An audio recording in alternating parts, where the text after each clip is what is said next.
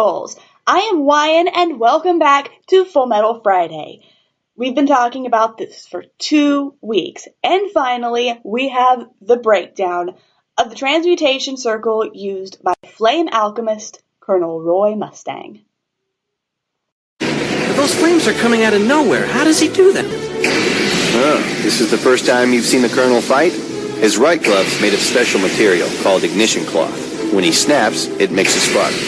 After that, he uses alchemy to change the oxygen density in the air. And boom, bombs on command. So as explained by Lieutenant Haymans Breda in my favorite episode of 2003, episode 13, Full Metal vs. Flame, the cloth makes the spark, and then alchemy is used to manipulate the air around the spark, allowing Mustang to spread the fire at his will. So let's look at the matrix itself, the symbols and the layout, and see what makes this possible. And it looks simple enough. A circle, some lines, some triangles, and a salamander. I managed to break it down into 6 simple steps for us to piece back together. Now, I have used the absolute simplest explanations and terms that I possibly can, so forgive me if I've oversimplified the complex alchemic concepts that go into building something like this. One is what every array begins with, the circle. The circle is the continuous flow of energy that, you know what, I don't think I need to go over this part. We're all adults here, right? This is the inner matrix. Notice how it overlaps the outer circle.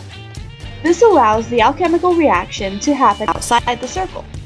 If the inner matrix is contained completely inside the outer circle, then the reaction will also be contained, as with this basic array used by Edward in Brotherhood Episode 2, The First Day. This particular matrix is made up of a butterfly diamond pattern. Symbolically, it represents the soul's journey, legacy, and immortality of the spirit.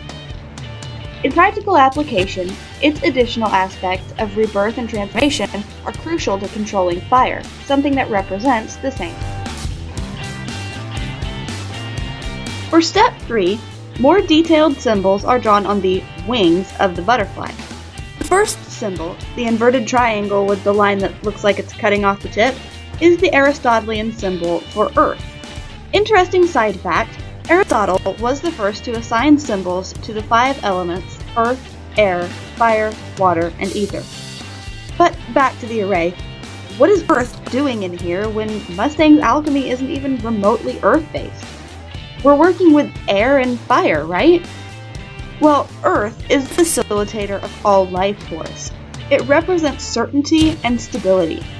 In application, Earth is not only understandable, but necessary for a stable and controlled reaction that Mustang can throttle and aim. Step 4. It looks like the symbols on the bottom are a mirror image of the ones on top. This is because they are. The mirror image symbols account for Earth's equal and opposite element of air. Air is what Mustang primarily uses this circle to transmute, though its use in the matrix is a given. Air is freedom, motion, and balance, and is necessary to achieve these in a transmutation. Step 5, we add the elemental symbol of fire. Fire is energy, power, action, and passion.